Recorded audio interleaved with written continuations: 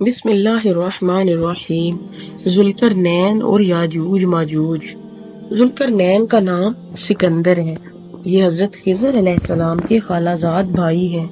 حضرت خضر علیہ السلام ان کے وزیر اور جنگوں میں علمبردار رہے ہیں۔ یہ حضرت سام بن نوح کی اولاد میں سے ہیں اور یہ ایک بڑھیا کے اکلوتے فرزند ہیں۔ حضرت ابراہیم خلیل اللہ علیہ السلام کے دست حق پرست پر اسلام قبول کر کے مدتوں ان کی صحبت میں رہے اور حضرت ابراہیم خلیل اللہ علیہ السلام نے ان کو کچھ وصیتیں بھی فرمائی تھیں۔ صحیح قول یہی ہے کہ یہ نبی نہیں ہے بلکہ ایک بندہ صالح ہیں جو ولایت کے شرف سے سرفراز ہے۔ حضور صلی اللہ علیہ وآلہ وسلم نے فرمایا کہ یہ ذوالقرنین 2 سینگوں والے کے لقب سے اس لیے مشہور ہو گئے کہ انہوں نے دنیا کے 2 سینگوں یعنی دونوں کناروں کا چکر لگایا تھا، اور بعض کا قول ہے کہ ان کے دور میں لوگوں کے 2 قرن ختم ہو گئے۔ 100 برس کا ایک قرن ہوتا ہے، اور بعض کہتے ہیں کہ ان کے 2 گیسو تھے اس لیے ذوالقرنین کہلاتے ہیں، اور ایک قول یہ بھی ہے کہ ان کے تاج پر 2 سینگ بنے ہوئے تھے، اور بعض اس کے قائل ہیں کہ خود ان کے سر پر دونوں طرف ابھار تھا جو سینگ جیسا نظر آتا تھا، اور بعض نے یہ وجہ بتائی چونکہ ان کے ماں باپ نجیب الطرفین اور شریف زادہ تھے اس لیے لوگ ان کو ذوالقرنین کہنے لگے۔ اللہ تعالیٰ نے ان کو تمام روئے زمین کی بادشاہی عطا فرمائی تھی۔ دنیا میں کل 4 بادشاہ ایسے ہوئے ہیں جن کو پوری زمین کی بادشاہی ملی۔ ان میں سے 2 مومن تھے اور 2 کافر۔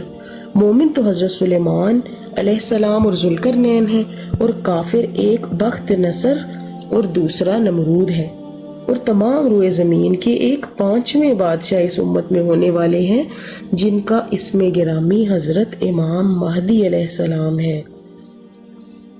ذوالقرنین کے 3 سفر۔ قرآن مجید میں حضرت ذوالقرنین کے 3 سفروں کا حال بیان ہوا ہے جو سورہ کہف میں ہے۔ اس کی روداد بہت ہی عجیب اور عبرت خیز ہے۔ پہلا سفر۔ حضرت ذوالقرنین نے پرانی کتابوں میں پڑھا تھا کہ سام نوح کی اولاد میں سے ایک شخص آب حیات کے چشمہ میں سے پانی پی لے گا تو اس کو موت نہ آئے گی، اس لیے حضرت ذوالقرنین نے مغرب کا سفر کیا۔ آپ کے ساتھ حضرت خضر بھی تھے علیہ السلام۔ وہ تو آب حیات کے چشمہ پر پہنچ گئے، اس کا پانی بھی پی لیا، مگر حضرت ذوالقرنین کے مقدر میں نہیں تھا، وہ محروم رہ گئے۔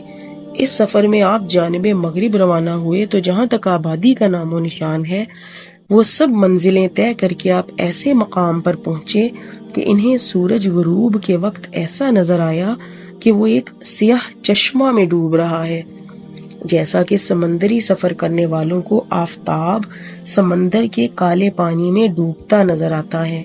وہاں ان کو ایک ایسی قوم ملی جو جانوروں کی کھال پہنے ہوئے تھے، اس کے سوا کوئی دوسرا لباس ان کے بدن پر نہیں تھا، اور دریائی مردہ جانوروں کے سوا ان کی غذا کا کوئی دوسرا سامان نہیں تھا۔ یہ قوم ناسک کہلاتی تھی۔ حضرت ذوالقرنین نے دیکھا کہ ان کا لشکر بے شمار ہے اور یہ لوگ بہت ہی طاقتور اور جنگجو ہیں، تو حضرت ذوالقرنین نے ان لوگوں کے گرد اپنی فوجوں کا گھیرا ڈال کر ان لوگوں کو بے بس کر دیا۔ چنانچہ کچھ تو مشرف با ایمان ہو گئے اور کچھ آپ کی فوجوں کے ہاتھ سے مقتول ہو گئے۔ دوسرا سفر۔ پھر آپ نے مشرق کا سفر فرمایا، یہاں تک کہ سورج طلوع ہونے کی جگہ پر پہنچے تو یہ دیکھا کہ وہاں ایک ایسی قوم ہے جن کے پاس کوئی عمارت اور مکانات نہیں ہے۔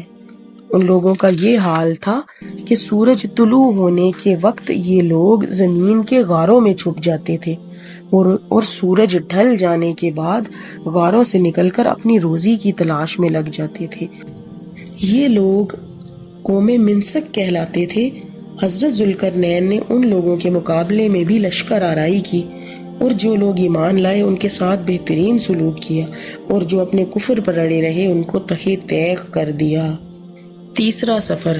پھر آپ نے شمال کی جانب سفر فرمایا، یہاں تک کہ سدین 2 پہاڑوں کے درمیان میں پہنچے تو وہاں کی آبادی والوں کی عجیب و غریب زبان تھی۔ ان لوگوں کے ساتھ اشاروں سے بمشکل بات چیت کی جا سکتی تھی۔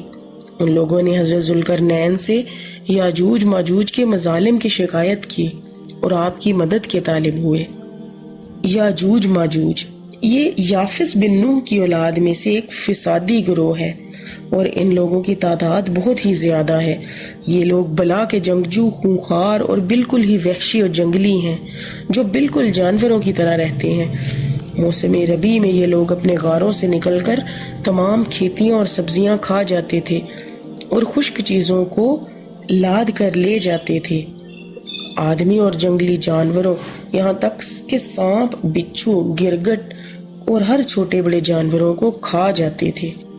صدِ سکندری حضرت ذوالقرنین نے لوگوں سے فریاد کی کہ آپ ہمیں یاجوج ماجوج کے شر اور ان کی ایذا رسانیوں سے بچائیے، اور ان لوگوں نے اس کے عوض کچھ مال دینے کی بھی پیشکش کی۔ تو حضرت ذوالقرنین نے فرمایا کہ مجھے تمہارے مال کی ضرورت نہیں ہے، اللہ تعالیٰ نے مجھے سب کچھ دیا ہے، بس تم لوگ جسمانی محنت میں میری مدد کرو۔ چنانچہ آپ نے دونوں پہاڑوں کے درمیان بنیاد کھدوائی۔ جب پانی نکل آیا تو اس پر پگھلائے تانبے کے گارے سے پتھر جمائے گئے اور لوہے کے تختے نیچے اوپر چن کر ان کے درمیان میں لکڑی اور کوئلہ بھروا دیا اور اس میں آگ جلوا دی۔ اس طرح یہ دیوار پہاڑ کی بلندی تک اونچی کر دی گئی اور دونوں پہاڑوں کے درمیان کوئی جگہ نہ چھوڑی گئی۔ پھر پگھلایا ہوا تانبا دیوار میں پلا دیا گیا، جو سب مل کر بہت ہی مضبوط اور نہایت مستحکم دیوار بن گئی۔ حدیث شریف میں ہے کہ یاجوج ماجوج روزانہ اس دیوار کو توڑتے ہیں اور دن بھر جب محنت کرتے کرتے اس کو توڑنے کے قریب ہو جاتے ہیں تو ان میں سے کوئی کہتا ہے کہ اب چلو باقی کو کل توڑیں گے۔ دوسرے دن جب وہ لوگ آتے ہیں وہ دیوار پہلے سے بھی زیادہ مضبوط ہو جاتی ہے۔ جب اس دیوار کو ٹوٹنے کا وقت قریب آئے گا تو ان میں سے کوئی کہنے والا کہے گا کہ اب چلو انشاءاللہ تعالی کل اس دیوار کو توڑ ڈالیں گے۔ ان لوگوں کے انشاءاللہ کہنے کی برکت اور اس کلمہ کا یہ ثمرہ ہوگا کہ دوسرے دن یہ دیوار ٹوٹ جائے گی۔ یہ قیامت قریب ہونے کا وقت ہوگا۔ دیوار ٹوٹنے کے بعد یاجوج ماجوج نکل پڑیں گے اور زمین پر ہر طرف فتنہ و فساد اور قتل و غارت کریں گے، چشموں اور تالابوں کا پانی پی ڈالیں گے، جانوروں اور درختوں کو کھا ڈالیں گے، زمین پر ہر جگہ پھیل جائیں گے۔ مکہ مکرمہ و مدینہ طیبہ و بیت المقدس ان تینوں شہروں میں یہ داخل نہ ہو سکیں گے۔ پھر حضرت عیسیٰ کی دعا سے ان لوگوں کی گردنوں میں کیڑے پیدا ہو جائیں گے اور یہ سب ہلاک ہو جائیں گے قرآن مجید میں ہے کہ یہاں تک کہ جب کھولے جائیں گے یاجوج و ماجوج اور وہ ہر بلندی سے ڈھلکتے ہوئے دوڑتے ہوں گے۔ پارہ 17 سورہ انبیاء۔